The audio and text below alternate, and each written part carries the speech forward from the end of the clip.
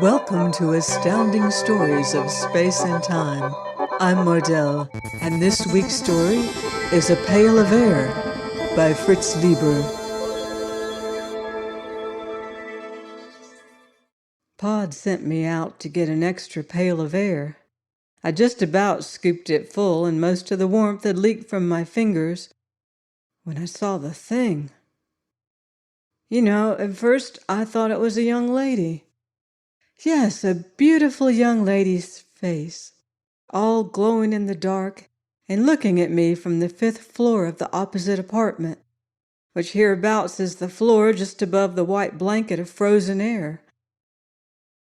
I'd never seen a live young lady before, except in the old magazines. Sis is just a kid and Ma is pretty sick and miserable. It gave me such a start I dropped the pail. Who wouldn't, knowing everyone on earth was dead except Pa and Ma and Sis and you? Even at that, I don't suppose I should have been surprised. We all see things now and then. Ma has some pretty bad ones, to judge from the way she bugs her eyes at nothing and just screams and huddles back against the blankets hanging around the nest. Pa says it's natural we should react like that sometimes. When I'd recovered the pail and could look again at the opposite apartment, I got an idea of what Ma might be feeling at those times, for I saw it wasn't a young lady at all, but simply a tiny light, that moved stealthily from one window to window, just as if one of the cruel little stars had come down out of the airless sky to investigate why the earth had gone away from the sun, and maybe to hunt down something to torment or terrify, now that the earth didn't have the sun's protection. I tell you, the thought of it gave me the creeps. I just stood there shaking and almost froze my feet, and did frost my helmet so solid on the inside that I couldn't have seen the light, even if it had come out of one of the windows to get me. Then I had the wit to go back inside. Pretty soon I was feeling my familiar way through the 30 or so blankets and rugs Pa's got hung around to slow down the escape of air from the nest, and I wasn't quite so scared. I began to hear the tick-ticking of the clocks in the nest, and knew I was getting back into air, because there's no sound outside in the vacuum, of course. But my mind was still crawling and uneasy as I pushed through the last blankets. Pa's got them faced with aluminum foil to hold in the heat, and came into the nest. Let me tell you about the nest. It's low and snug, just room for the 4 of us and our things. The floor's covered with thick woolly rugs. 3 of the sides are blankets, and the blankets roofing it touch Pa's head. He tells me it's inside a much bigger room, but I've never seen the real walls or ceiling. Against one of the blanket walls is a big set of shelves with tools and books and other stuff, and on top of it a whole row of clocks. Pa's very fussy about keeping them wound. He says we must never forget time, and without a sun or moon that would be easy to do. The 4th wall has blankets all over except around the fireplace, in which there is a fire that must never go out. It keeps us from freezing and does a lot more besides. One of us must always watch it. Some of the clocks are alarm, and we can use them to remind us. In the early days, there was only Ma to take turns with Pa. I think of that when she gets difficult.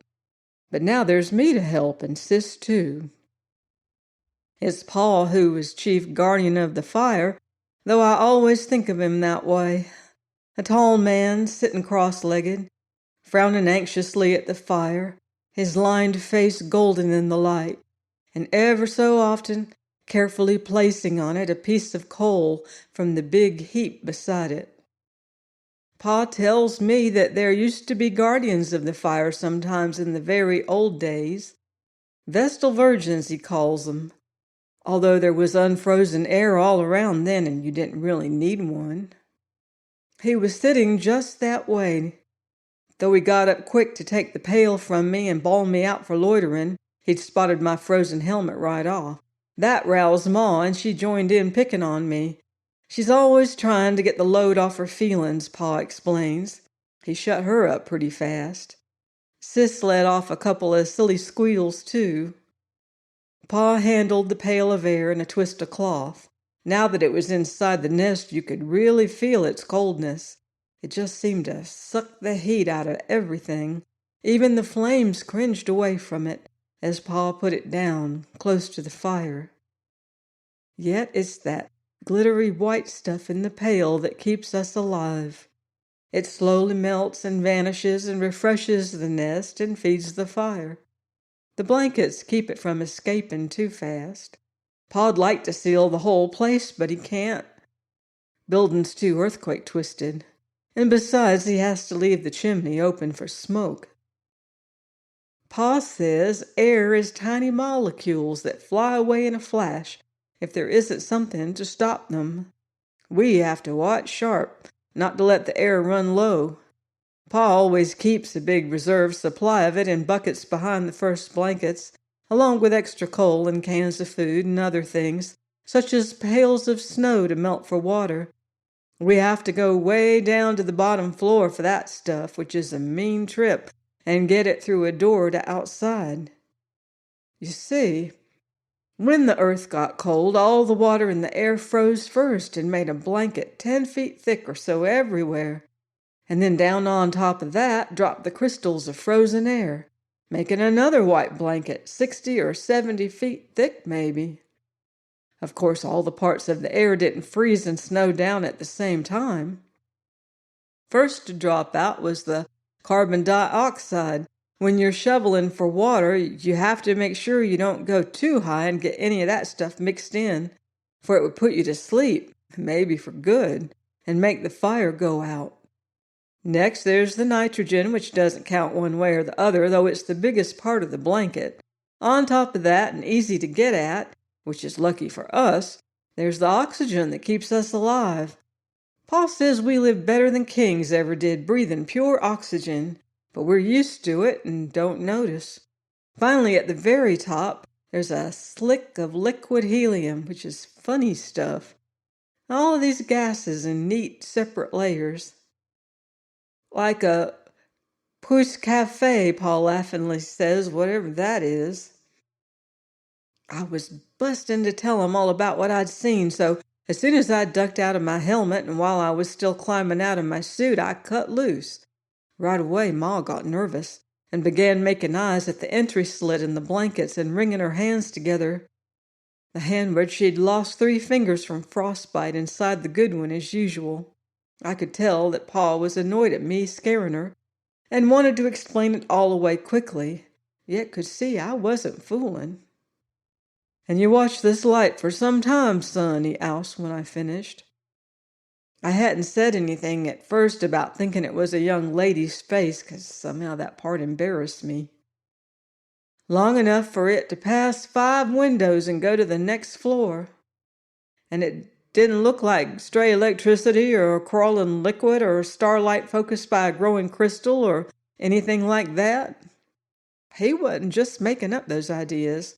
Odd things can happen in a world that's about as cold as can be, and just when you think matter would be frozen dead, it takes on some strange new life and slimy stuff comes crawling toward the nest, just like an animal snuffing for heat. That's the liquid helium. And once when I was little, a bolt of lightning. Not even Pa could figure where it come from. Hit the nearby steeple, crawled up and down it for weeks until the glow finally died. "Not like anything I ever saw," I told him. He stood for a good moment, frowning, then, "I'll go out with you. You show it to me," he said. Ma raised a howl at the idea of being left alone, and Sis joined in, but Pa quieted 'em. We started climbing into our outside clothes. Mine had been warming by the fire. Pa made them. They have plastic headpieces that were once big double-duty transparent food cans, but they keep heat and air in and can replace the air for a little while, long enough for our trips for water and coal and food and so on. Ma started moaning again. "I always known there was something outside there waiting to get us. I've felt it for years, something that's part of the cold and hates all warmth and wants to destroy the nest. It's been watching us all this time and now it's coming after us. It'll get you, then it'll come for me. Don't go, Harry. Pa had everything on but his helmet. He knelt by the fireplace, reached in and shook the long metal rod that goes up the chimney and knocks off the ice that keeps trying to clog it. Once a week, he goes up on the roof to check if it's working all right. That's our worst trip, and Pa won't let me make it alone. Sis, Pa said quietly, come watch the fire. Keep an eye on the air, too. If it gets low or don't seem to be boiling fast enough, fetch another bucket from behind the blanket, but mind your hands. Use the cloth to pick up the bucket. Sis quit helping Ma to be frightened and came over and did as she was told. Ma quieted down pretty suddenly, though her eyes were still kind of wild as she watched Pa fix on his helmet tight and pick up a pail, and the two of us go out. Pa led the way and I took hold of his belt. It's a funny thing, I'm not afraid to go by myself, but when Pa's along I always want to hold on to him. Habit, I guess. And then there's no denying that this time I was a bit scared. You see, it's this way. We know that everything's dead out there. Pa heard the last radio voices fade away years ago and had seen some of the last folks die who weren't as lucky or well protected as us. So we knew that if there was something groping around out there, it couldn't be anything human or friendly. Besides that, there's a feeling that comes with it always being night, cold night. Pa says there used to be some of that feeling even in the old days, but then every morning the sun would come and chase it away. I have to take his word for that, not ever remembering the sun as being anything more than a big star. You see, I hadn't been born when the dark star snatched us away from the sun, and by now it's dragged us out beyond the orbit of the planet Pluto, Pa says, and taken us farther out all the time. I found myself wondering whether there mightn't be something on that dark star that wanted us, and if that was why it had captured the earth. Just then we came to the end of the corridor, and I followed Pa out onto the balcony. I don't know what the city looked like in the old days, but now it's beautiful. The starlight lets you see it pretty well. There's quite a bit of light in those steady points, speckling the blackness above. Pa says stars used to twinkle once, but that was because there was air. We are on a hill, and the shimmery plain drops away from us, and then flattens out, cut up into neat squares by the troughs that used to be streets. I sometimes make my mashed potatoes look like it before I pour on the gravy. Some taller buildings push up out of the feathery plain, topped by rounded caps of air crystals, like the fur hood Ma wears, only whiter. On those buildings you can see the darker squares of windows, underlined by white dashes of air crystals. Some of them are on a slant, for many of the buildings are pretty badly twisted by the quakes and all the rest that happened when the dark star captured the earth. Here and there a few icicles hang, water icicles from the first days of the cold. Other icicles of frozen air that melted on the roofs and dripped and froze again. Sometimes one of those icicles will catch the light of a star and send it to you so brightly you think the star has swooped into the city. That was one of the things Pa had been thinking of when I told him about the light, but I'd thought of it myself first and had known it wasn't so. He touched his helmet to mine so we could talk easier, and he asked me to point out the windows to him. But there wasn't any light moving around inside them now or anywhere else. To my surprise, Pa didn't bawl me out and tell me I'd been seeing things. He looked all around quite a while after filling his pail, and just as we were going inside, he whipped around without warning as if to take some peeping thing off guard. I could feel it, too. The old peace was gone. There was something lurking out there watching, waiting, getting ready. Inside, he said to me, touching helmets, "If you see something like that again, son, don't tell the others. Your ma's sort of nervous these days, and we owe her all the feeling of safety we can give her. Once it was when your sister was born. I was ready to give up and die, but your mother kept me trying. Another time she kept the fire going a whole week all by herself when I was sick. Nursed me and took care of the two of you, too. You know that game we sometimes play, sitting in a square in the nest, tossing a ball around? Courage is like a ball, son. A person can hold it only so long, then he's got to toss it to someone else. When it's tossed your way, you've got to catch and hold it tight, and hope there'll be someone else to toss it to when you get tired of being brave." His talking to me that way made me feel grown up and good.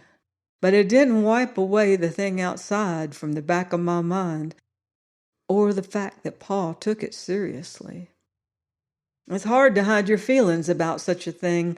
When we got back in the nest and took off our outside clothes, Pa laughed about it all and told him it was nothing and kidded me for having such an imagination.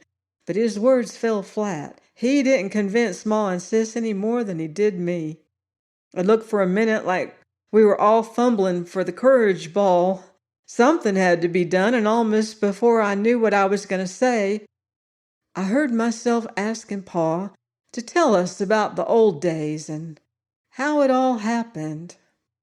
He sometimes doesn't mind telling that story, and Sis and I sure like to listen to it, and he got my idea, so we were all settled round the fire in a wink, and Ma pushed up some cans to thaw for supper, and Pa began. Before he did, though, I noticed him casually get a hammer from the shelf and lay it down beside him.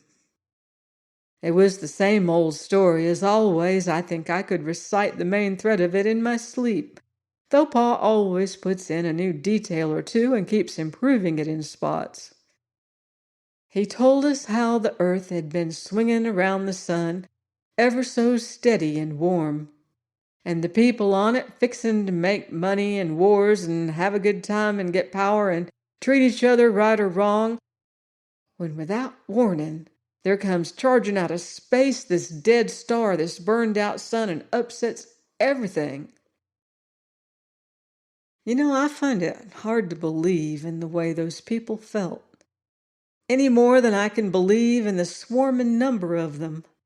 Imagine people getting ready for the horrible sort of war they were cooking up, wanting it even, or at least wishing it were over so as to end their nervousness, as if all folks didn't have to hang together and pool every bit of warmth just to keep alive. And how can they have hoped to end danger any more than we can hope to end the cold? Sometimes I think Pa exaggerates and makes things out too black. He's cross with us once in a while, and was probably cross with all those folks. Still, some of the things I read in the old magazines sound pretty wild. He may be right. The dark star, as Pa went on telling it, rushed in pretty fast, and there wasn't much time to get ready. At the beginning, they tried to keep it a secret from most people, but then the truth came out. What with the earthquakes and floods, imagine oceans of unfrozen water, and people seeing stars blotted out by something on a clear night. First off, they thought it would hit the sun, and then they thought it would hit the earth. There was even the start of a rush to get to a place called China, because people thought the star would hit the other side. Then they found it wasn't going to hit the other side. It was going to come very close to Earth. Most of the other planets were on the other side of the sun and didn't get involved. The sun and the newcomer fought over Earth for a little while, pulling it this way and that like two dogs growling over a bone, Pa described it this time, and then the newcomer won and carried us off. The sun got a consolation prize, though. At the last minute, he managed to hold on to the moon. That was the time of the monster earthquakes and floods, 20 times worse than anything before. It was also the time of the big jerk as Pa calls it, when all the earth got yanked suddenly, just as Pa has done to me once or twice, grabbing me by the collar to do it when I've been sitting too far from the fire. You see, the dark star was going through space faster than the sun and in the opposite direction, and it had to wrench the world considerably in order to take it away. The big jerk didn't last long. It was over as soon as the Earth was settled down in its new orbit around the dark star, but it was pretty terrible while it lasted. Pa says that all sorts of cliffs and buildings toppled, oceans slopped over, swamps and sandy deserts gave great sliding surges that buried nearby lands. Earth was almost jerked out of its atmosphere blanket, and the air got so thin in spots that people keeled over and fainted. Though, of course, at the same time they were getting knocked down by the big jerk, and maybe their bones broke or skulls cracked. We've often asked Pa how people acted during that time, whether they were scared or brave or crazy or stunned or all four, but he's sort of leery of that subject, and he was again tonight. He says he was mostly too busy to notice. You see, Pa and some scientist friends of his had figured out part of what was going to happen. They'd known we'd get captured and our air would freeze, and they'd been working like mad to fix up a place with airtight walls and doors, and insulation against the cold, and big supplies of food and fuel and water and bottled air. But the place got smashed in the last earthquakes, and all Pa's friends were killed then in the big jerk.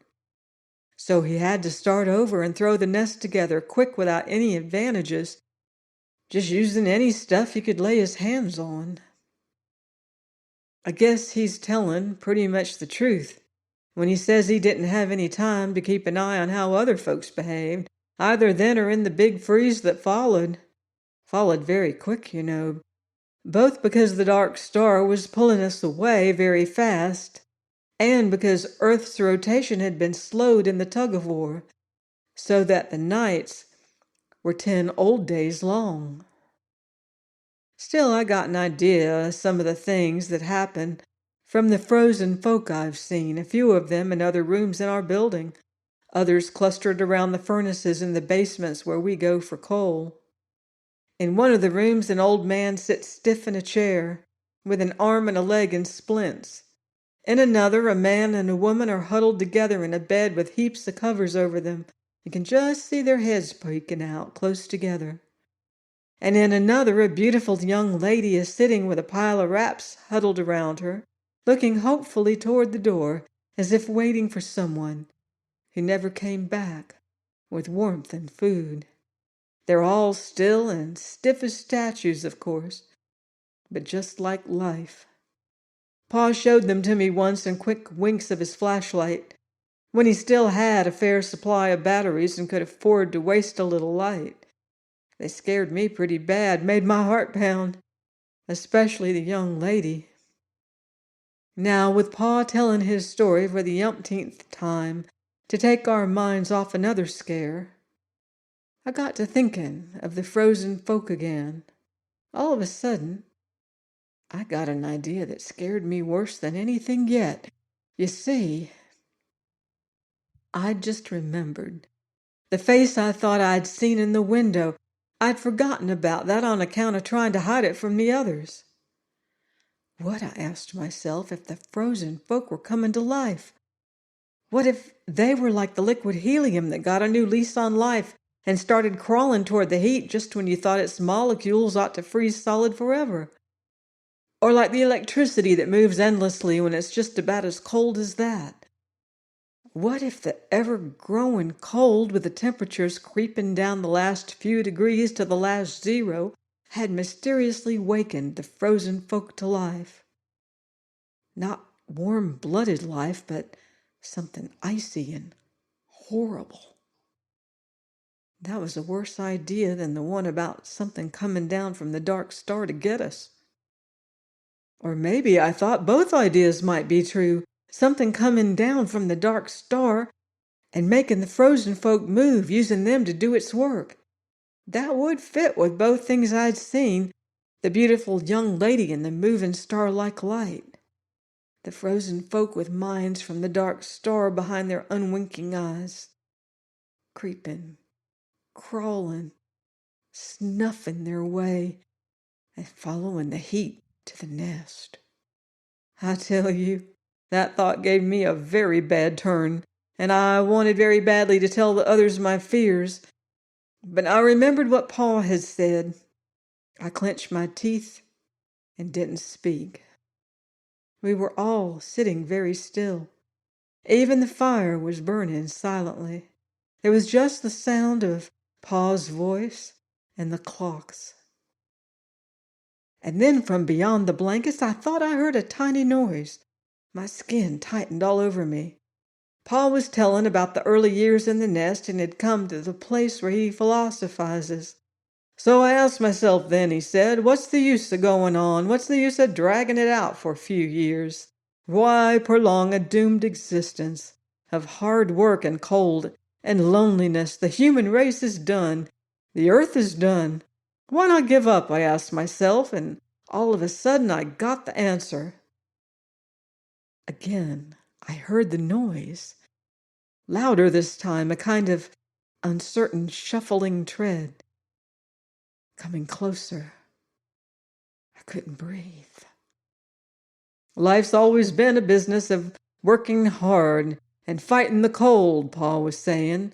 The Earth's always been a lonely place millions of miles from the next planet, and no matter how long the human race might have lived, the end would have come some night. Those things don't matter. What matters is that life is good. It has a lovely texture like some rich cloth or fur or the petals of flowers. You've seen pictures of those, but I can't describe how they feel. Or the fire's glow. It makes everything else worthwhile. And that's as true for the last man as for the first. And still the steps kept shuffling closer. It seemed to me that the inmost blanket trembled and bulged a little. Just as if they were burned into my imagination, I kept seeing those peering, frozen eyes. So right then and there, Paul went on, and now I could tell that he had heard the steps too, and was talking loud so we maybe wouldn't hear them. Right then and there, I told myself that I was going on as if we had all eternity ahead of us. I'd have children and teach them all I could. I'd get them to read books. I'd plan for the future, try to enlarge and seal the nest. I'd do what I could to keep everything beautiful and growing. I'd keep alive my feeling of wonder, even at the cold and the dark and the distant stars. But then the blanket actually did move and lift, and there was a bright light somewhere behind it. Pa's voice stopped and his eyes turned to the widening slit, and his hand went out until it touched and gripped the handle of the hammer beside him. In through the blanket stepped the beautiful young lady. She stood there looking at us the strangest way, and she carried something bright and unwinking in her hand, and two other faces peered over her shoulders, men's faces, white and staring. Well, my heart couldn't have been stopped for more than 4 or 5 beats before I realized she was wearing a suit and helmet like Pa's homemade ones, only fancier, and that the men were too, and that the frozen folks certainly wouldn't be wearing those. Also, I noticed that the bright thing in her hand was just a kind of flashlight. The silence kept on, while I swallowed hard a couple of times. After that, there was all sorts of jabbering and commotion. They were simply people, you see. We hadn't been the only ones to survive, we just thought so, for natural enough reasons. These 3 people had survived, and quite a few others with them. And when we found out how they survived, Paul let out the biggest whoop of joy. They were from Los Alamos. They were getting their heat and power from atomic energy, just using the uranium and plutonium intended for bombs. They had enough to go on for thousands of years. They had a regular little airtight city with airlocks and all. They even generated electric light and grew plants and animals by it. At this, Pa let out a second whoop, waking Ma from her faint. But if we were flabbergasted at them, they were double flabbergasted at us. One of the men kept saying, "But it's impossible, I tell you. You can't maintain an air supply without hermetic sealing. It's simply impossible." That was after he'd got his helmet off and was using our air. Meanwhile, the young lady kept looking around at us as if we were saints and telling us we'd done something amazing. And suddenly she broke down and cried. They'd been scouting around for survivors, but they never expected to find any in a place like this. They had rocket ships at Los Alamos and plenty of chemical fuel. As for liquid oxygen, all you had to do was go out and shovel the air blanket at the top level. So after they'd got things going smoothly at Los Alamos, which had taken years, they decided to make some trips to likely places where there might be other survivors. No good trying long-distance radio signals, of course, since there was no atmosphere to carry them around the curve of the Earth. Well, they found other colonies at Argonne and Brookhaven, and way around the world at Harwell and Tanatuva. And now they'd been giving our city a look, not really expecting to find anything, but they had an instrument that noticed the faintest heat waves, and it had told them there was something warm down here, so they landed to investigate. Of course, we hadn't heard them land since there was no air to carry the sound, and they'd had to investigate around quite a while before finding us. Their instruments had given them a wrong steer, and they'd wasted some time in the building across the street. By now, all 5 adults were talking like 60. Pa was demonstrating to the men how he worked the fire and got rid of the ice in the chimney and all that. Ma had perked up wonderfully and was showing the young lady her cooking and sewing stuff and even asking about how the women dressed at Los Alamos. The strangers marveled at everything and praised it to the skies. I could tell from the way they wrinkled their noses that they found the nest a bit smelly, but they never mentioned that at all, and just asked bushels of questions. In fact, there was so much talking and excitement that Pa forgot about things, and it wasn't till they were all getting groggy he looked and found the air had all boiled away in the pail. He got another bucket of air quick from behind the blankets. Of course, that started them all laughing and jabbering again. The newcomers even got a little drunk. They weren't used to so much oxygen. Funny thing, though, I didn't do much talking at all, and Sis hung on to Ma all the time and hid her face when anybody looked at her. I felt pretty uncomfortable and disturbed myself, even about the young lady. Glimpsing her outside there, I'd had all sorts of mushy thoughts, but now I was just embarrassed and scared of her, even though she tried to be nice as anything to me. I sort of wish they'd all quit crowding the nest and let us be alone and get our feelings straightened out. And when the newcomers began to talk about our all going to Los Alamos, as if that were taken for granted, I could see that something of the same feeling struck Pa and Ma, too. Pa got very silent all of a sudden, and Ma kept telling the young lady, "But I wouldn't know how to act there, and I haven't got any clothes."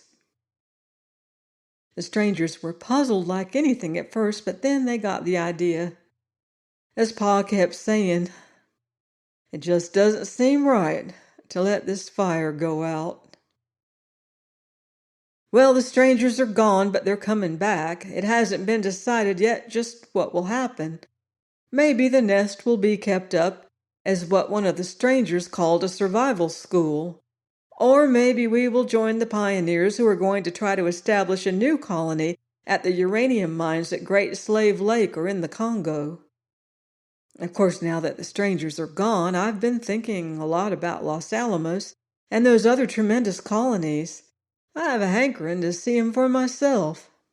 You ask me, Pa wants to see them too. He's been getting pretty thoughtful watching Ma and Sis perk up. "It's different now that we know others are alive," he explains to me. "Your mother doesn't feel so hopeless anymore. Neither do I, for that matter. Not having to carry the whole responsibility for keeping the human race going, so to speak. It scares a person."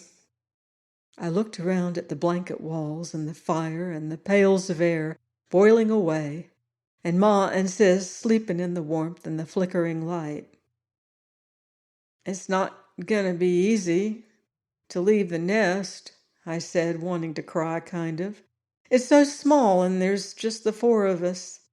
I get scared at the idea of big places and a lot of strangers. He nodded and put another piece of coal on the fire.